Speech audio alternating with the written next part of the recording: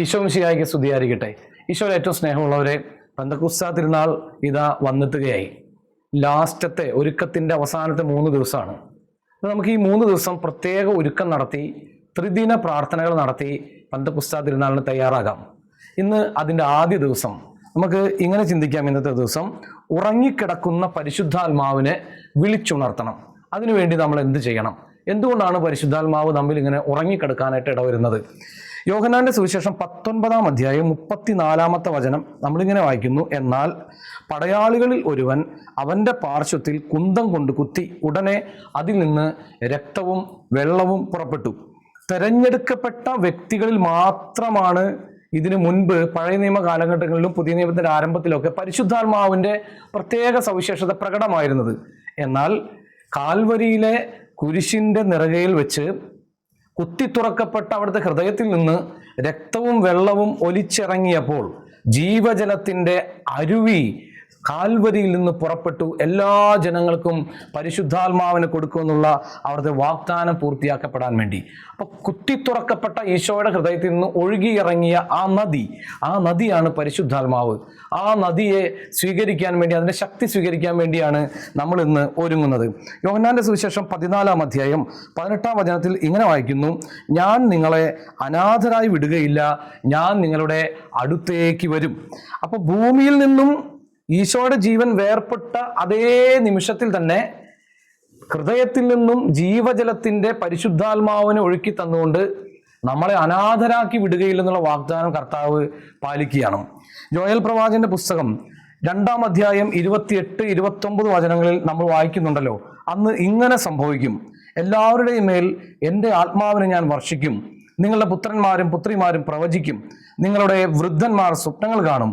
യുവാക്കന്മാർക്ക് ദർശനങ്ങൾ ഉണ്ടാകും. ആ നാളുകളിൽ എൻ്റെ ദാസന്മാരുടെയും ദാസികളുടെയും മേൽ എൻ്റെ ആത്മാവിനെ ഞാൻ വർഷിക്കും.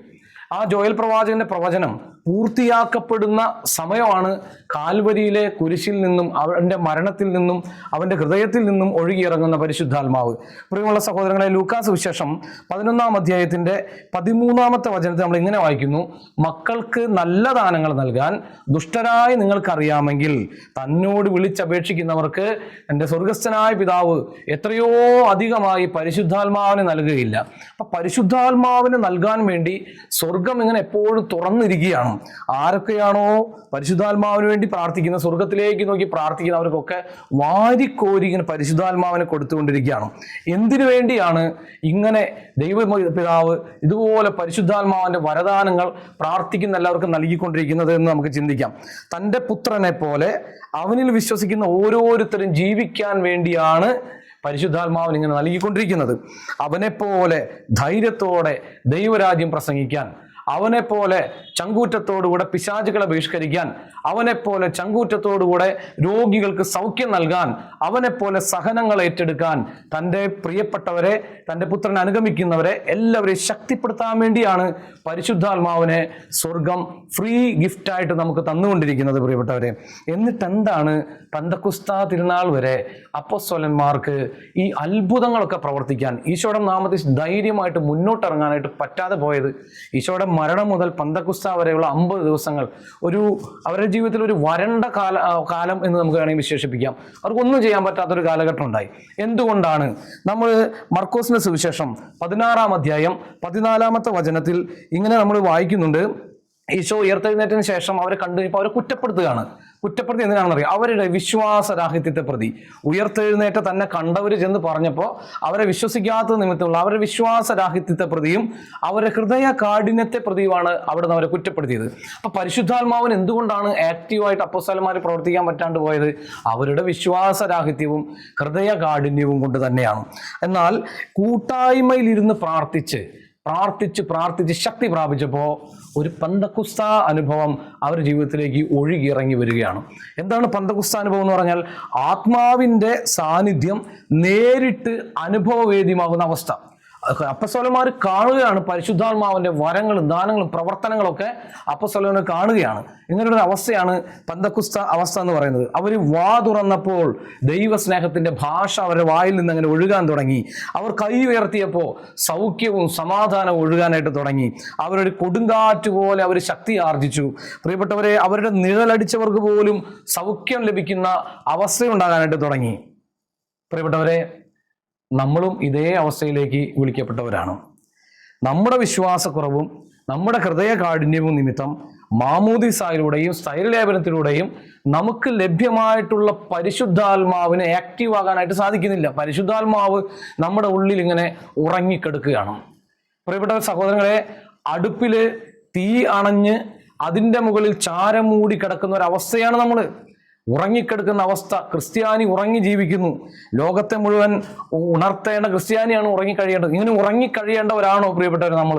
ചാരം മൂടിക്കിടക്കേണ്ട തീയാണോ നമ്മൾ? കത്തിജ്വലിക്കേണ്ടവരല്ലേ? അതിനു വേണ്ടിയിട്ട് നമുക്ക് എന്താണ് ചെയ്യാനായിട്ട് സാധിക്കുക? അതിന് നമുക്ക് ചെയ്യാൻ പറ്റാവുന്ന കാര്യം കൂട്ടായ്മയിൽ പ്രാർത്ഥിക്കുക എന്നുള്ളതാണ്. അപ്പോൾ ഈ 3 ദിവസം നമുക്ക് ഈ ലോകത്തിലെ മക്കൾക്ക് ക്രിസ്ത്യാനികൾ എന്ന നിലയ്ക്ക് നമുക്ക് ക്രിസ്തുവിനെ കൊടുക്കാൻ, പരിശുദ്ധാത്മാവിന്റെ വരദാനങ്ങൾ കൊടുക്കാൻ, ശക്തിയോടുകൂടെ പ്രവർത്തിക്കാൻ സാധിക്കണമെങ്കിൽ നമ്മിൽ ഉറങ്ങിക്കിടക്കുന്ന പരിശുദ്ധാത്മാവിനെ വിളിച്ചെഴുന്നേൽപ്പിക്കണം. ആ വിളിച്ചെഴുന്നേൽപ്പിക്കാനുള്ള ഒരേ ഒരു വഴി കൂട്ടായ്മയിൽ പ്രാർത്ഥിക്കുക എന്നുള്ളതാണ്. കുടുംബ പ്രാർത്ഥനയാകുന്ന കൂട്ടായ്മയിൽ, അതുപോലെ പ്രാർത്ഥനാ ഗ്രൂപ്പുകളുടെ കൂട്ടായ്മയിൽ, ആരാധനാ സമൂഹത്തിന്റെ കൂട്ടായ്മയിൽ ശക്തമായി പരിശുദ്ധാത്മാവിന് വേണ്ടി പ്രാർത്ഥിക്കണം. വിശ്വാസത്തോടെ പ്രാർത്ഥിക്കണം. ഹൃദയത്തിൽ എളിമ നിറച്ച് ദൈവിക രഹസ്യങ്ങളെല്ലാം തന്നെ ചോദ്യം ചെയ്യാതെ സ്വീകരിക്കാനുള്ള ഒരു നല്ല മനസ്സിലേക്ക് കടന്നു വന്ന് പ്രാർത്ഥിക്കുമ്പോൾ പരിശുദ്ധാത്മാവ് നമ്മിലേക്ക് ഇറങ്ങി വരും. നമ്മൾ ശക്തി പ്രാപിക്കും. ഇപ്പൊ നമ്മളിങ്ങനെ ധ്യാനങ്ങൾക്കൊക്കെ പോകുമ്പോൾ പാടാറില്ലേ? ഉണർത്തണമേ എന്നെ ഉണർത്തണമേ, ആത്മാവാൽ എന്നെ ഉണർത്തണമേ, ഞാൻ ഉണർന്നാൽ എൻ ദേശം ഉണരും, ഉണർത്തണമേ എന്നെ ഉണർത്തണമേ. ഉണരണം പ്രിയപ്പെട്ടവരെ. അപ്പോൾ പ്രിയപ്പെട്ടവരെ, ഇന്ന് നമുക്ക് പ്രത്യേകം പ്രാർത്ഥിച്ചൊരുങ്ങാം. നമ്മൾ ഉറങ്ങിക്കഴിഞ്ഞാൽ പോരാ, നമ്മൾ തീ കത്തണം, ഉണരണം. പരിശുദ്ധാത്മാവിനെ സ്വീകരിക്കാൻ അതിശക്തമായിട്ട് ഒരുങ്ങാം. നമുക്ക് കൂട്ടായ്മയിൽ പ്രാർത്ഥിച്ചുകൊണ്ട് ദൈവം നമ്മെല്ലാവരും അനുഗ്രഹിക്കട്ടെ. ആമീൻ.